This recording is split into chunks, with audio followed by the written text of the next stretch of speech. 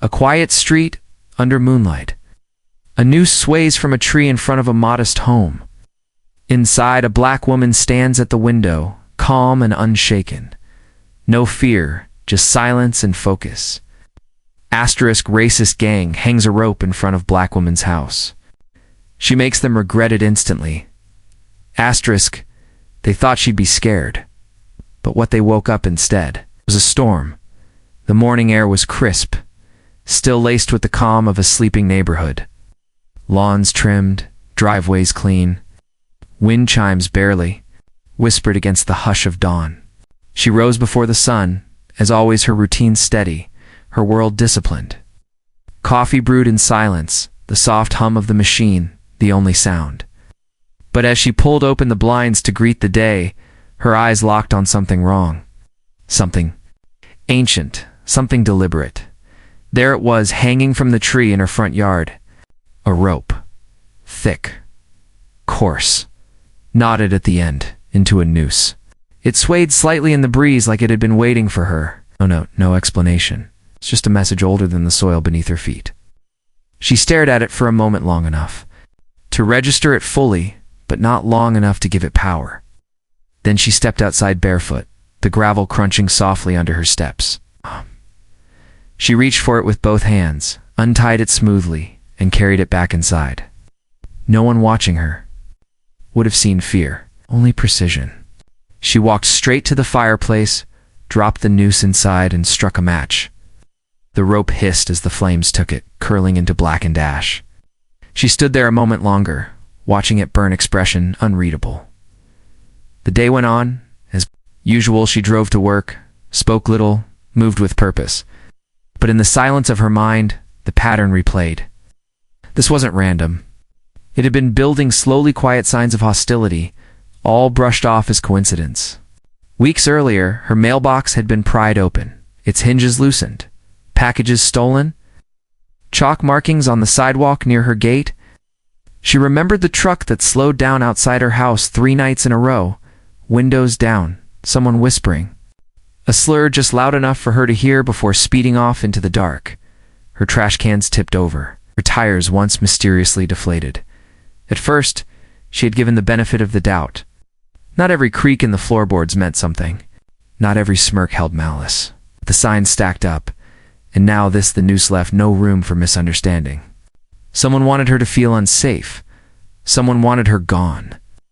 But fear wasn't what rose in her chest. It was calculation. She returned home just as the sky turned gold with the setting sun. The street looked untouched, like nothing had happened. Neighbors waved as if the morning never occurred. Some looked away a little too quickly. She didn't wave back. That night, as she prepared her dinner in silence, she kept an ear tuned to the outside. No music, no distractions. Just listening, waiting. And then it came. Quick thuds, a sharp smack against the siding. She stepped outside and saw it. Raw. Eggs dripping down the front of her door, shells shattered like insults against the wood. She looked left. No one. Looked right. Stillness. She didn't shout. Didn't call the police. Just picked up a bucket and quietly washed the stains away. But something shifted inside her. The next morning, the garage door stayed shut and her car remained in the driveway. From behind the windows, faint flashes could be seen, screens lighting up, wires being connected, tools clinking gently. She brought out a ladder and installed a small black box above her front door, another one hidden in the tree where the noose had hung. She cleaned out a dusty shelf in the garage and laid out rows of small tech devices, motion detectors, signal, jammers, camouflage cameras with night vision. She moved like someone who had done this before. By the end of the day, her garage no longer held paint cans or garden tools. It had become a war. Room, maps, screens, printouts. She placed a tablet in the center of the workbench and pulled up street surveillance feeds. Her fingers moved quickly across the interface, scrubbing through footage from the previous nights. Freeze, zoom, enhance. A pickup truck, 2 shadows. One leaned out with something in their hand, white rope. She smiled, just barely. She hadn't caught them yet, 'cause she would. When the police had arrived, The morning before after she'd reluctantly reported the news, they had been useless. 2 officers, barely interested, one even chuckling under his breath. Probably a prank, he'd said. Kids being dumb. She had looked at him for a moment, then simply replied, "Kids don't tie perfect hangman's knots." He had shrugged. "We'll file a report, but unless they come back, nothing we can do." She'd thanked them, of course. Politely, calmly. And the moment the cruiser turned the corner, she threw the paper copy of the report into the trash. She didn't need them. Not anymore. As night fell again, the lights in her house dimmed early. The street outside returned to its quiet rhythm. But her eyes didn't close. She sat in the garage, eyes flicking between screens. Same pickup truck passed by again. Slower this time. She tracked its plate. Not hard. She cross-referenced it against a local registry. A name came up. She didn't write it down.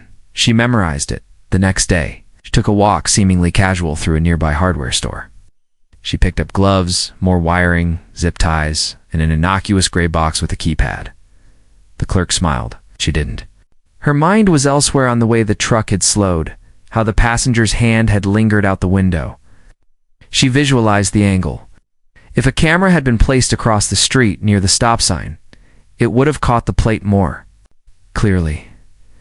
Back at home, she climbed the telephone pole behind her backyard and strapped a new unit just under the junction box. It took her 6 minutes. She didn't rush.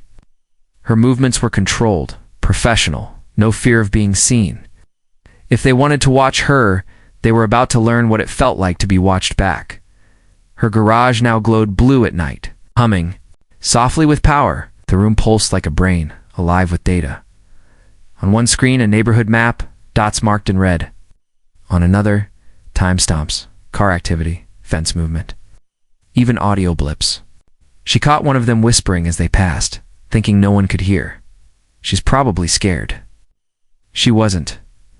When the power flickered briefly later that night, she didn't panic. She simply switched over to backup. They were testing. Boundaries, probing, like cowards do when they think no one's paying attention. But she was. And she wasn't just watching. She was preparing in a drawer under the workbench. She placed a row of labeled drives, one for every night, archived and encrypted. If something ever happened, everything would be released. But her plan wasn't about defense anymore. It was about turning the pressure around. They had sent a message. She had received it, and now it was her turn to reply. Not with words. Not with anger, but with precision. With silence. With consequences. The days passed with an unsettling stillness. Like the air before a thunderstorm. Her home no longer stood as just a house. It had transformed into a nerve center, quiet from the outside, guarded, unassuming. But inside, every inch was becoming fortified with military-grade precision. She didn't move like a homeowner. She moved like someone trained someone who understood how to wage war in silence. Hidden cameras were tucked under roof eaves, within birdhouses, even inside a decorative lawn lantern. Motion sensors stitched along the fence line blinked to life, linked directly to her internal monitors. Infrared drones, lightweight, silent, perched above her rooftop, charging discreetly and flying out in brief bursts to capture wider surveillance grids. Nothing moved in a 100-foot radius without her knowing. She cataloged faces, vehicle types, license plates. She wasn't guessing anymore, she was confirming. The group behind the threats wasn't just some neighborhood punks playing. At Fear, they were part of something older, more venomous, a localized chapter of a hate group with ties going back decades. They had been quiet in recent years, operating in the margins, but they never truly left. Her quiet research unfolded late at night, deep dives into public records, decrypted forums, digital fingerprints they had left behind in their arrogance. They posted photos, coded messages, inside jokes only they understood. But she understood them too, now. And she was building a web, one string at a time. The more she uncovered, the less surprised she became. There were patterns, employment overlaps, former classmates, Men who had worn badges once, now whispering behind unmarked doors. She printed out everything: photos, connections, job sites, affiliations, and began mounting it all onto her living room wall behind blackout curtains. Slow-building mosaic of rot. Every face marked, every known associate listed. Red yarn strung between photos, timestamps, vehicle sightings. What they thought was random intimidation, she saw as a sequence, and patterns could be broken. She found moments of breath in small rituals. Watering the plants, sharpening her knives, cleaning her workspace with mechanical exactness. Then one morning, she stepped out for her usual walk and found the same elderly neighbor on her porch, an old man with a cane and steel in his spine. He had lived through the fires of the past, through marches, dogs, tear gas. His presence was quiet, but it resonated like thunder beneath the floorboards. He didn't ask what was happening. He knew. She poured him tea, and they sat in silence. For a while, then he looked at her, his voice gravel and warmth. "They don't fear us," he said, tapping his cane once. "They fear what we remind them of. Every step you take, every breath you draw without apology, terrifies them." She nodded but said nothing. No need to. He stood slowly, gave her a look of pride. Quiet, heavy, and walked back across the lawn without another word. She watched him go, the sun rising behind his shoulders. Later that day, she ordered another. A set of gear, thermal sensors, jammers, low-frequency deterrents. Her phone buzzed with alerts from her cameras. She caught a figure loitering by her mailbox, pretending to check his phone. She ran facial recognition, match confirmed, one of the truck passengers from the night the noose was hung, and then came the delivery driver. He arrived with a parcel, driving a beat-up van with no logos. It's only a vinyl sticker peeling off the back bumper. She met him at the door, already recording through the peephole. He handed her the box, but held on to it for a second longer than needed. His eyes lingered too long. His smile was thin. He looked her up and down. "You live here alone?" He asked casually. She didn't answer. He just took the box and stepped back inside. Before the door shut, he muttered under his breath, "Bet it gets real dark around here at night." He didn't know the entire interaction had been captured from 3 angles, audio perfectly clear. She filed it with the rest, tagged, dated, backed up. One more thread in the growing net. That evening, the final insult came quietly. She stepped outside to her car and found all 4 tires slashed, clean cuts along the rubber. No note, no taunt, just silence. She stared at them for a beat, then turned back inside, changed into walking shoes, and left the driveway on foot. No calls to friends, no complaints online. Just motion, controlled, measured. She passed the same people who had smiled at her days earlier. And this time, their eyes quickly dropped to the pavement. Her walk to work took 45 minutes. She didn't flinch once. When she returned that night, she set to work. Her wall had grown into a full-scale evidence board. Each gang member now had a profile name, job, address, criminal history, social activity, financial links. She wasn't just tracking them, she was peeling away every layer of their lives. It discovered debts. She uncovered restraining orders. One had been quietly dismissed from a government contract. Another had an ongoing custody battle he'd buried from public view. She found the name of the man who'd tied the news confirmed by security. Footage from a nearby gas station the night before. He'd bought a rope, gloves, and a 6-pack. His face was grainy in the footage, but her enhancement software cleared it up. She stared at it for a while, studying every feature like an old enemy finally unmasked. From her garage, she launched a drone silent, high altitude. It followed the truck from its usual gas station to a cul-de-sac 3 neighborhoods over. She marked the house, cross-checked utility bills. One of the power accounts was under a fake name, but the IP logs didn't lie. It was the same address where hate-filled messages had originated in local forums. The same router that had uploaded videos mocking new neighbors. She logged everything. Each night, the lights in her house dimmed early, but she stayed up, plotting, programming. She calibrated each camera to follow motion intuitively.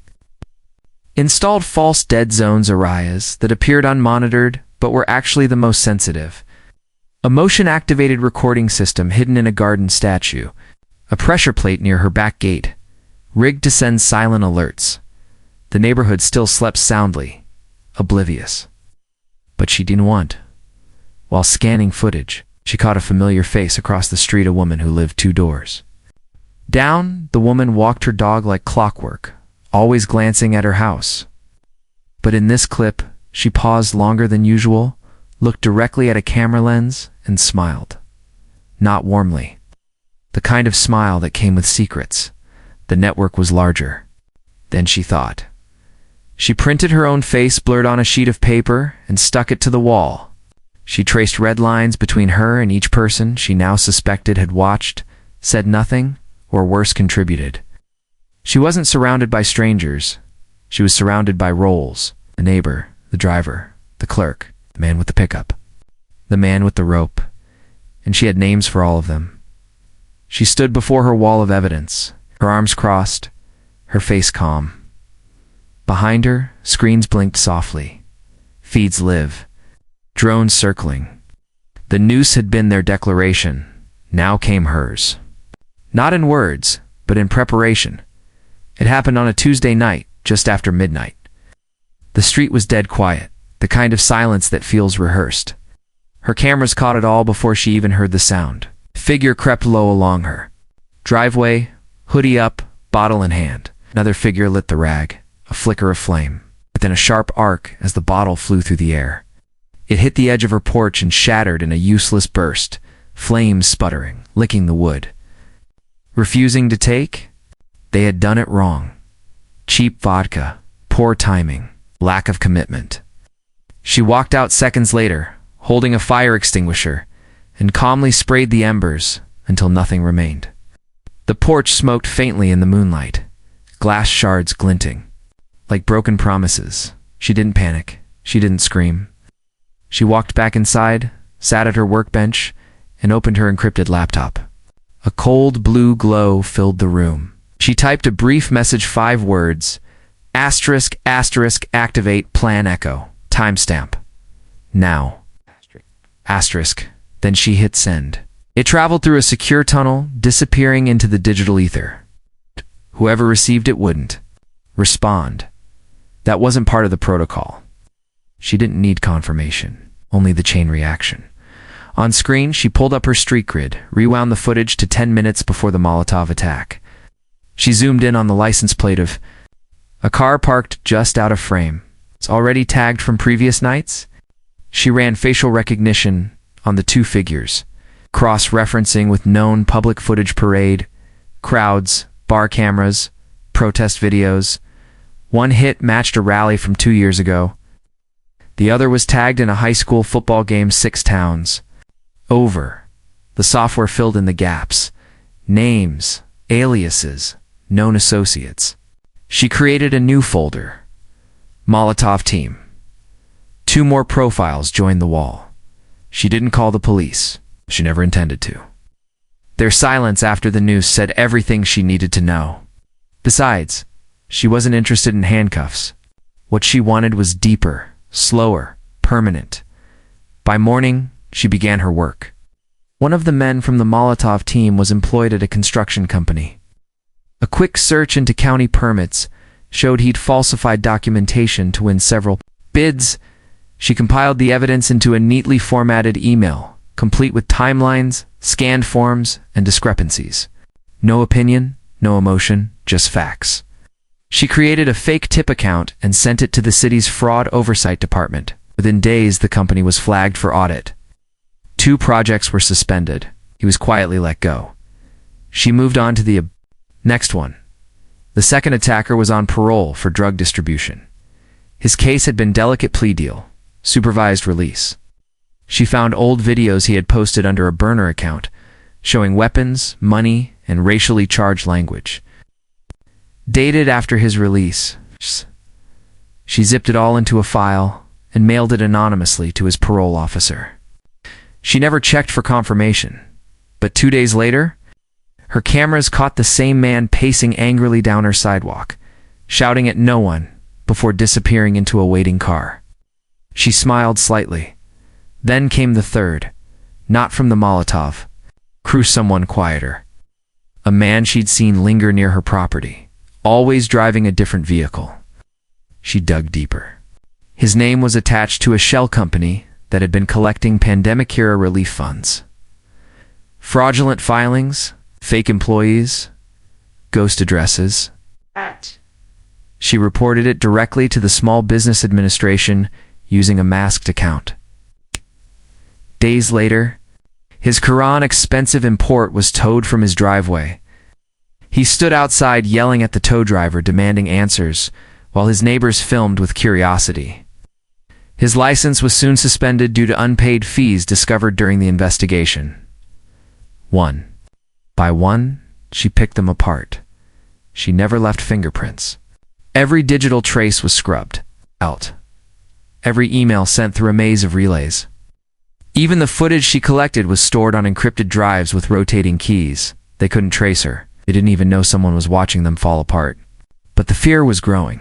She could see it in the way they drove slower past her house now. How they started looking over their shoulders.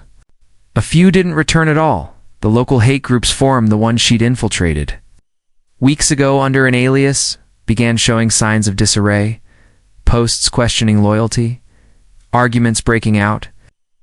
One user demanded to know who was leaking information. Another swore there was a snitch among them. She watched the implosion with the detachment of a scientist. Every seed she had planted was now blooming, quietly, perfectly. Her neighbors still kept their distance, some more so now than ever. One woman stopped walking her dog near the house. Altogether, a man who once nodded politely now avoided eye contact entirely. She welcomed their absence. Silence made things easier. Each night, she reviewed new footage. Her garage had become more than a command center, it was a surgical suite. She dissected their lives with the precision of a scalpel. She looked for pressure point debts, addictions, hidden affairs, fragile egos, not to destroy them randomly, but to ensure every strike left a bruise in exactly the right place. She wasn't interested in chaos. She wanted control. She never gloated, never celebrated. This wasn't revenge. It was balance. They had sent a message with their rope and their fire. Her response was a different kind of fire, one that burned slow and left no ashes. One night, while reviewing external surveillance, she noticed a car circling the block. Not fast, not aggressive. It's just methodical. It passed 5 times, then parked 3 houses down. The figure inside didn't get out, just sat there, watching. She activated her drone, sent it into a slow arc overhead. The license plate came back clean, but the man inside was one of the group's senior figures. Rarely seen, known online only by his handle. She froze the image on screen. He was nervous, smoking, sweating. He knew something was wrong. She labeled the file, containment level 3. The game was shifting. They were no longer confident predators. They were prey sensing a trap tightening around them. She adjusted her plan, moved up timelines, rotated encryption keys, reset every fail-safe by. Now, she had collected enough evidence to bury half of them in court. But she didn't want court. She wanted awareness, collapse. She wanted them to look around and wonder which part of their life would unravel next. She wanted them to question each other, lose trust in one another, turn inward. That was the power they once held over people, like her. Fear, uncertainty, doubt. Now it was theirs to carry. She stood in her garage that night, watching the feed's arms folded. Her wall of profiles had grown. Colored strings, overlapping faces, locations, everything connected.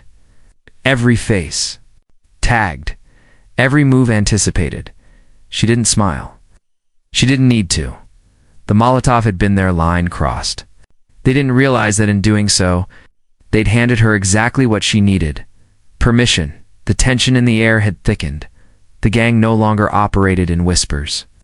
Their online forums buzzed with confusion, paranoia, fury. Members were being exposed, jobs lost, parole violated, vehicles seized.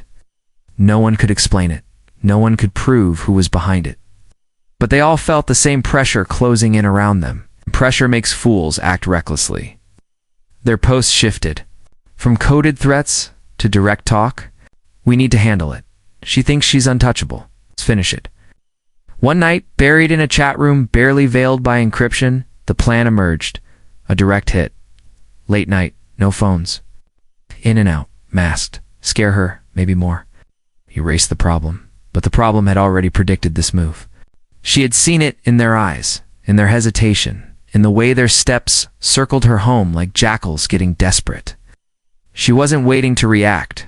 She was already shaping their path. For days, she had seeded disinformation across digital platforms, false posts under her own alias, claiming she'd be out of town. Decoy footage of her packing a suitcase, a ghost trip scheduled on a public calendar tied to her old work email. She let them believe what they wanted, that she was alone, unprepared, vulnerable. She reinforced every entry point, deadbolts upgraded. Hinges swapped, glass layered with smart film that turned opaque on command.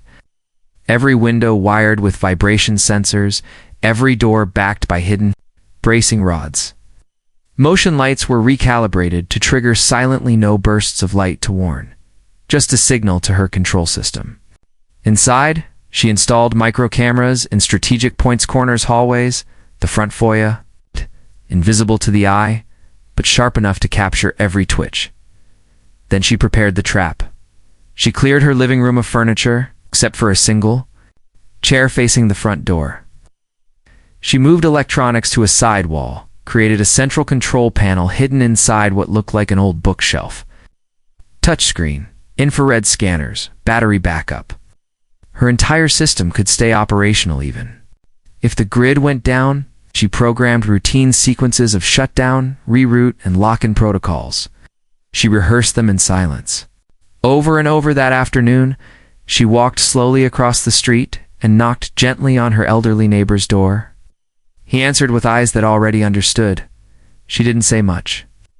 Just, "It might happen tonight. Want to come over for tea?" He didn't ask questions. He nodded, went to get his coat and a small wooden box, and followed her back without a word. By midnight, the neighborhood was asleep or pretending to be. Crickets murmured in the distance. Her house glowed. With only one light, a soft golden hue from the kitchen window.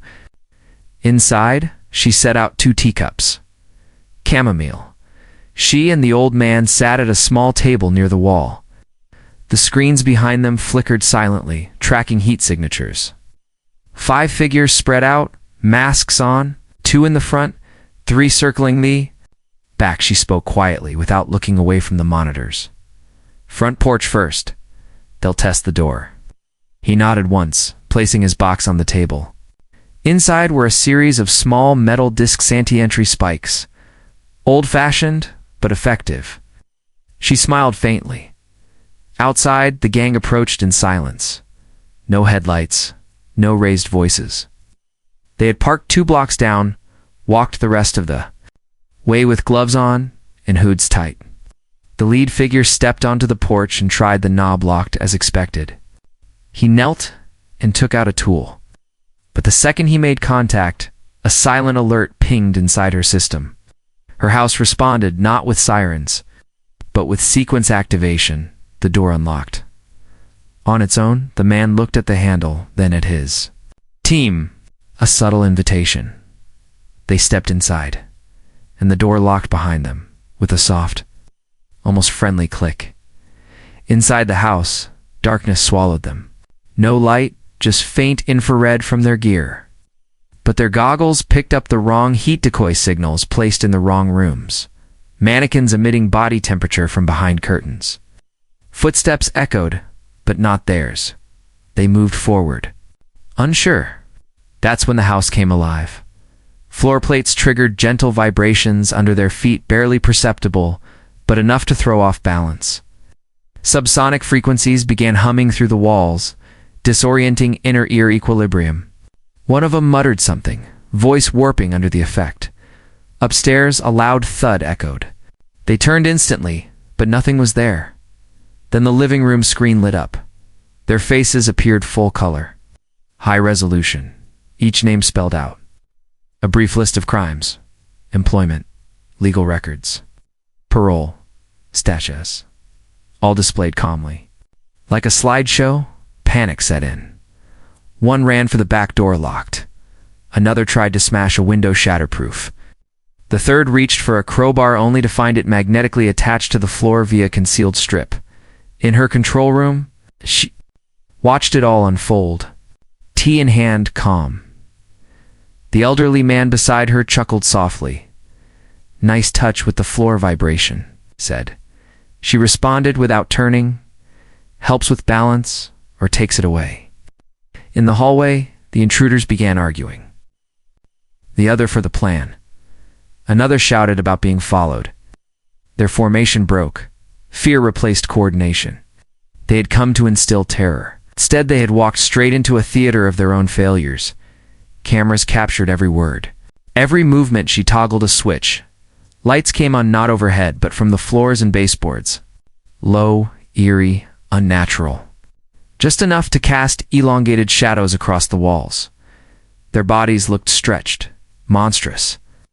One collapsed, breathing heavily, hands shaking. She opened the intercom, spoke one sentence into the system. "Exit is behind. You."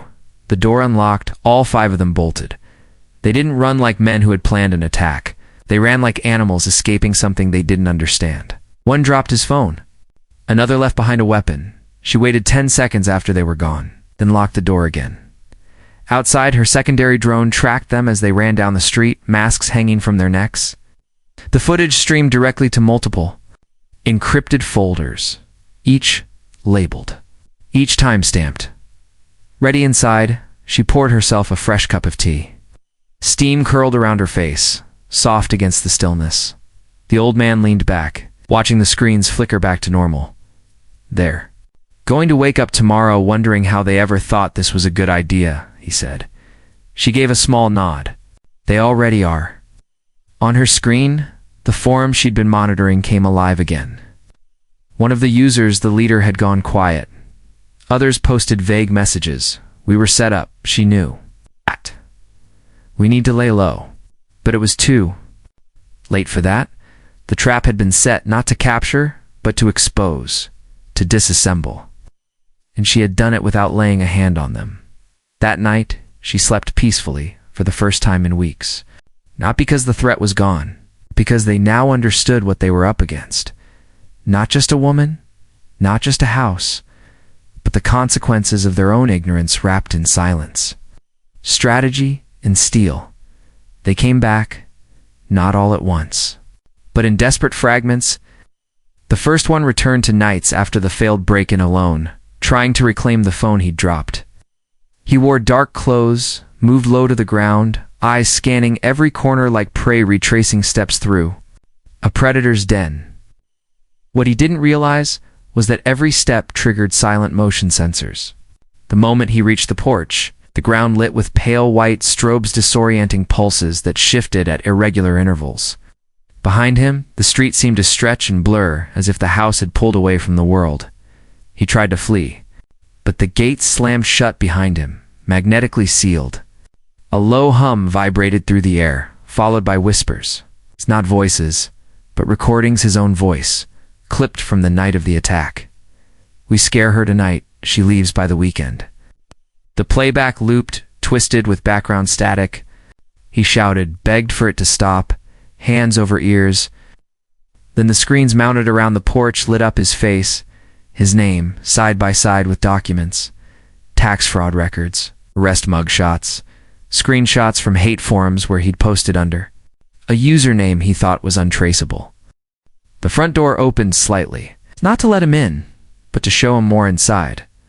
The foyer lights blinked like a pulse, a hallway lined with screens, each one showing a different gang member, each tied to a crime. Fraud, battery, hate speech. Public threats? He ran before seeing them all. Cameras followed. She didn't pursue. She didn't need to. The next night, 2 more showed up, this time armed. But weapons didn't help them against what they couldn't shoot. The moment they crossed onto the property, hidden proximity sensors engaged. Doors around the house slammed shut with a mechanical finality. Lights erupted intense, white, unrelenting. Not enough to blind, but enough to scramble orientation. Hidden speakers emitted a subsonic drone that hit like vertigo. They stumbled into the side yard, where screens lit up once again, revealing their personal histories. One had a restraining order against a former partner. The other had been part of a workplace harassment suit, quietly settled. A third tried to call for help, only to realize his signal was jammed. Another found himself trapped between two walls that began to shift inward, not to crush, but to press him into stillness. He screamed, dropped his weapon, begged for the cameras to stop recording. They didn't, and she watched it all from inside, calm, centered, face bathed in the glow of surveillance feeds. Her tea sat untouched beside her. She didn't speak. She didn't laugh. She didn't blink. She merely tracked the data being saved, labeled, uploaded on a timer. One of them collapsed in the backyard, sobbing into his hands. His mask slipped off, revealing a face twisted with fear, not of her, but of the unraveling. He hadn't come expecting mercy, but he hadn't expected to become a public archive either. His phone buzzed with incoming messages. Someone had already seen the footage online. At 5:37 a.m., the first video hit social media. A short, grainy clip showing the Molotov crew in night vision sneaking toward her house. Timestamped, geotagged, the comments exploded within minutes. 6:12 a.m. Another clip surfaced, one of them shouting racial slurs while dragging a gas can across the lawn, his face clearly visible. The thread went viral in under an hour. By sunrise, every major platform carried some version of the footage unedited raw. No narrator, no caption needed, just exposure. No, just the truth they thought would stay hidden. The townspeople awoke to confusion first, then horror, then clarity. Residents recognized the men co-workers, neighbors, even relatives. One was a youth sports coach, another a small business owner who had run for school board the year before. The illusion shattered quickly. By mid-morning, local news vans rolled. Down the street, their satellite dishes pointed toward her home. Porters stood behind police tape, speaking in careful tones. This quiet suburban neighborhood was rocked overnight by a series of leaked videos allegedly showing a group of men attempting to terrorize a local resident. But no one could reach her for comment. The police had no choice now. The footage was public. The crimes weren't whispers anymore. They were headlines. Officers arrived reluctantly, clipboards in hand, expressions conflicted. They no longer approached her with the careless indifference they'd shown before. They stood at her gate, not with orders, but requests. Inside, she sat still, watching. The crowd built on the edge of her lawn. Her elderly neighbor was beside her again, silent as ever. He handed her a folded paper newspaper headline from decades ago. Civil rights home vandalized, no arrests made. She placed it gently beside her keyboard and continued working. She uploaded the full surveillance logs to multiple drives, then released a compilation video. 4 minutes, tightly edited, showing every major event: the noose, the Molotov, the break-in, the confessions, the panic. No commentary. No vengeance. Just facts. It hit national news within the hour. Schools issued statements distancing themselves from those involved. Employers scrambled to suspend or terminate. A local politician was forced to resign after being linked to the forum. A city council member was caught on a phone call trying to cover for one of the men. His voice leaked next. The gang fractured. Online, they blamed each other, accused each other of being informants.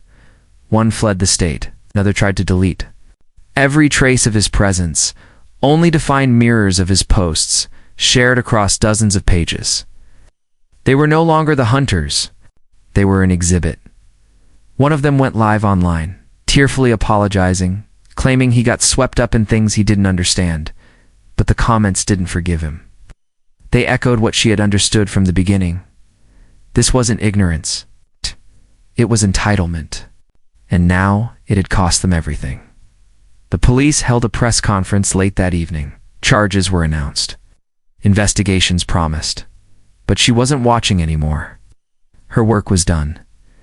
The rope they had once hung as a threat was now a symbol of their own downfall, and the town, now fully awake, realized the lesson wasn't in how loud she had spoken it, was in how silently, precisely and relentlessly she had answered. Morning came with no clouds in the sky, just a strange, weightless stillness that lingered like smoke after a fire. The streets that had once turned their heads away now watched everything. Curtains were no longer drawn to hide. They were pulled open, as if to confess. A dozen news vans had long since packed up, but their presence had stained the pavement with something that wouldn't wash away. Not infamy, truth, the kind that clings, the kind that turns a quiet town into a case study. But she made no statements. She declined every interview, ignored every press request, every carefully worded invitation to join the conversation. There were no public declarations, no speeches, no victory tours. She simply did what she had always done. She lived. She walked her dog in the morning light, calm and deliberate, stepping over the same cracks in the sidewalk she always had. She passed the tree where the noose once hung, and she didn't flinch. She didn't look up. She didn't stop. Her dog tugged gently at the leash. She smiled faintly and kept walking. The town noticed at first it was awkward. A silence of guilt, of held breaths. But then something shifted. Not overnight, not dramatically, just gradually. Quiet acknowledgments. The neighbor who once crossed the street now offered a small nod. The man who used to park too close now gave extra space. An apology was left anonymously on her doorstep, typed, unsigned, raw. She read it, then filed it away with the rest. Not for revenge, not even for record keeping, just to have. Just so truth could exist somewhere besides Memory City. Council meetings began to fill. People who had never spoken before now asked questions about oversight, about hate crime reporting, about digital privacy. Petitions started. Community organizers emerged. A new mural was painted downtown, bold and vibrant, showing hands of every shade woven together around a single word: accountability. Children posed in front of it for school projects. Reporters came back not for scandal, but for inspiration. How one town faced its hate and chose to change. As for the gang, they didn't disappear, they unraveled. Some faced charges, real ones this time. Evidence too strong to deny, too public to bury. Court dates were set. Lawyers spun desperation into strategy. But no amount of rephrasing could erase video. One man lost custody of his daughter. Another watched his business collapse as clients fled, branding his name as radioactive. A third tried to play victim online, but was shut down by his own recorded words, played back to him by strangers who owed her nothing. The mask they wore wasn't ripped off. It was shown under perfect lighting. One fled the state, entirely moved. To another coast, changed his name. But digital footprints are permanent, and the stain of truth follows longer than shadows. Wherever he landed, someone would know. Someone always does now. And still, she said nothing. Not even when a local paper named her the woman who turned the tide. Not even when students began writing essays about her strength. Not even when former allies of the gang begged for peace. Instead, she walked into the old brick building near the edge of town, the one that had once been shuttered and forgotten. A former community center, unused for years. She stepped through its dusty glass doors, not as a visitor, but as something more. Inside, she met with a group already waiting, black, white, brown, young, old, all seated in a circle with coffee cups and notepads, stories in their eyes. She shook hands. She sat down. She listened. There was no ceremony, no applause, only work. Within weeks, the center reopened. Not flashy, not loud, but steady. They offered after-school programs, legal aid clinics, workshops on digital literacy, safe space counseling. The rooms filled with energy, not vengeance, purpose, healing. And she remained in the middle of it not as a symbol, but as an organizer. Someone who knew that change didn't live in hashtags or headlines. It lived in systems, in follow-ups, in folding chairs in early mornings, and things that didn't trend. No one in town talked about the noose anymore. but no one forgot it either. It had started as a threat. It became a mirror, and it left behind not just ashes but a blueprint. Late one evening, as the sun dipped low and bathed the center in amber, she stepped outside to catch the breeze. Oh. Her dog rested beside her feet. Inside, a group of teenagers argued gently over poster designs. A teacher she once passed without, speaking now, waved from across the street. She didn't wave back. She nodded, and that was enough. A voice played over in her mind, low and steady like a heartbeat. It wasn't hers. It belonged to someone who had once warned her that they didn't fear the present. They feared the memory, the truth, the proof that the old world was over. And now they were right to be afraid, because their power had lived. In silence, and she never shouted, never struck back. She just showed the world what they were, and that was enough to break them. Final shot, her walking into the community center again, door swinging open, voices rising behind it, voiceover, slow and even. They wanted to scare her. All they did was show the world who they really were. And she never raised her voice, but she changed everything.